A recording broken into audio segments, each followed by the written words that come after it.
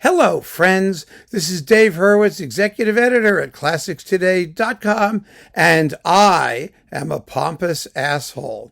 At least that's according to someone who sent me a most marvelous message, an email, very carefully crafted and quite fascinatingly deceptive in so many respects. And I just wanted to share it with you because it comes from that nether region of classical music cultum, the Hans Rott Society, whatever they are, the Hans Rott groupies. Now, for those of you who don't know, Hans Rott was a minor and negligible composer who got a little bit of attention because he wrote a symphony that anticipates in some of its musical materials Mahler's first. And Mahler noticed that. Mahler knew him. He was, or knew of him in any case, and knew the symphony. Hans Rott was a student in Vienna. He went insane at the age of 25 and died. I mean, that was basically his entire story. He went insane because Brahms told him he had no talent, and then he got on a train and claimed that Brahms was trying to blow up the train. Which is probably a good judge of somebody's, sanity. And he left a host of partially complete and a few complete works that show, everyone says, tremendous promise. Well, they show modest promise is what they show. What interested people in Hans Rott, of course, was the anticipation of Mahler. And had Mahler not become a thing, Hans Rott would be completely relegated to the dustbin of history, totally and completely, because what survives are just some fragments that have been completed by other people and a couple like preludes or overture things that are very innocuous. And then this, frankly, for somebody, and then the first symphony, pardon me, that's what this is. But then, at the age of 25, to have done, what he did is actually not a big deal. I mean, most great composers had achieved far more at age 25 than Hans Rott did. That's a fact. And what I was talking about was my video of volume 1 of his orchestral works, which would have had 2 discs. It had 2 discs on the Capriccio label. Very good performances of some very not so terrific music. And that's what we talked about in the video with musical examples. However, that was not enough for this person, RWS. These people never give their names. He did have a email address, schmieder@cordell.org. I don't know what cordell.org is, and I really don't care. But Schmieder wrote to me the following, as follows, word by word. And I just have to share this with you because it's just so juicy. I mean, it's marvelous. You, sir, are a pompous asshole. Okay. Rott had the terrible misfortune of losing his mind and dying at 25, sadly short of a potentially illustrious career. Well, we don't know if it would be or wouldn't be, do we?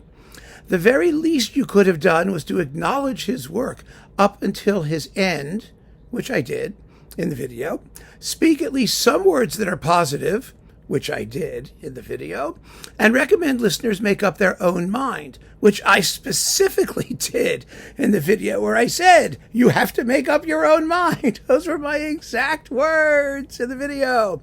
But no, he writes, you used every bit of your creative, nasty verbiage to assassinate this poor fellow nearly 150 years after he died in a horrible manner.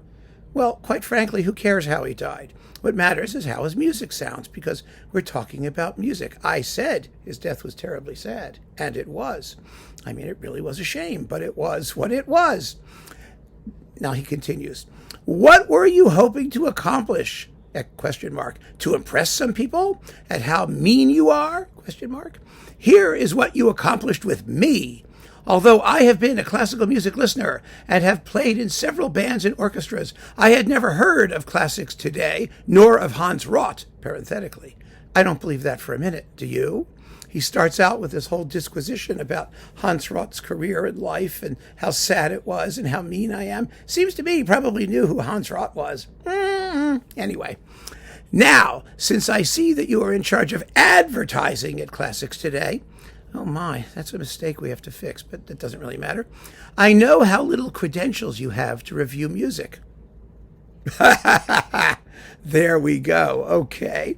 I promise you in Classics Today that I will never read anything you write, nor use the website to guide any interest I might have in the future about classical music. Well, RWS, who obviously knows more about Hans Roth than he knows about me, that is your loss. And then we have his conclusion, which is marvelous. Here's one way you could be partially absolved of your stupid intentional vandalism. Apologize on the website, delete the video review, and instead provide a few words that express basic human respect for Roth. He deserves it, and so do we. RWS. Okay, now, does anybody think for a moment that this guy doesn't know who Roth was? Before he saw that video? My video? Yeah, right.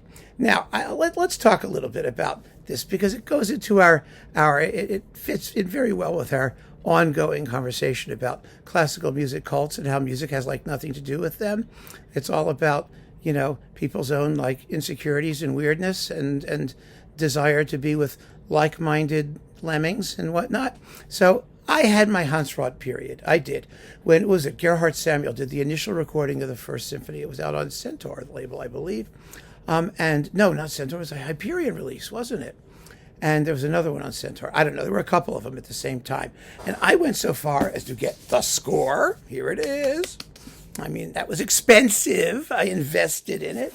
And, I was very curious about Roth because the symphony does have some amazing foreshadowings of some of the same musical materials that Mahler would use, not the treatment, mind you, because Hans Roth's symphony is formally absolutely inept, and his handling of the orchestra compared to Mahler's, it's like amateur hour, especially the triangle part that just won't quit. It's like doubling everything all the time. It's just awful. But the symphony still has fascinating moments. It does. Mahler thought so. Everybody thinks so. It is. It's a fascinating document of its time. There's no question about that. Does that mean that Roth was a major or significant composer? Of course not. Because when you listen to everything else that he wrote, nothing has similar interest. Nothing at all. And I've listened to everything. Because there's not much. There's 2 discs worth. That's it.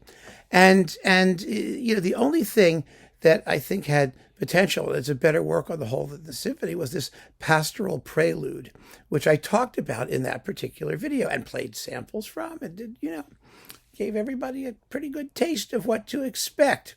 So and I was nice to it for the most part. The ending is just sort of ridiculous, but I was nice to it.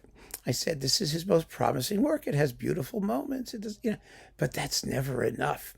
It's never enough for a groupie, for a dyed-in-the-wool, cult member, because it's qualified praise is even worse than being purely negative. Because that means, being purely negative, you could just say, oh, he's just like this guy does. Oh, he's just negative. That isn't true at all. I wasn't just negative. I was really pretty nuanced in that video. But nuance is the enemy of cultism. Totally. Because nuance means you have freedom. You have freedom of choice. You have freedom to use your brain, to use your ears, to draw your own conclusions. And those conclusions are indisputable because they're based on the act of listening and the conclusions that you draw therefrom. If you're just straight out negative, people can always accuse you, as has happened to me many times, of just being mean and nasty and prejudiced and all of this stuff. But if you actually say, wait a minute, here's where things go wrong, this, that, and the other, if you use your critical faculties, that is absolutely the roach repellent to these people, because they're not in a position, having drunk the Kool-Aid, to have an intelligent discussion about the merits of something. To even have the discussion is to open the door to the possibility that their mindless adulation somehow is misplaced. And what they get, the benefit they get from being a member of the cult is from going all the way, from being wholly involved in the cult, not from, being thoughtful. I mean, thoughtful is the complete antithesis of what this person was. Obviously, he knew nothing about me, nothing about Classics Today, nothing about the work that I've done, nothing about, he did know about Hans Rott, which he claimed to know nothing about, so that he could make his case. What a messed up thing, isn't it? But I did like the fact that it opened with, "You are a pompous asshole." I mean, I just thought that was a great opening line. And I wanted to share that with you because I consider it a badge of honor to be called a pompous asshole by such people. I really do. Because there's no way in hell that that kind of vitriol is going to dissuade me from doing my divinely appointed job of telling people how I feel about pieces of music and suggesting what they might want to spend their time and money doing. That's what I do. And if people object to that, don't watch. It's very simple, as this person claims he won't.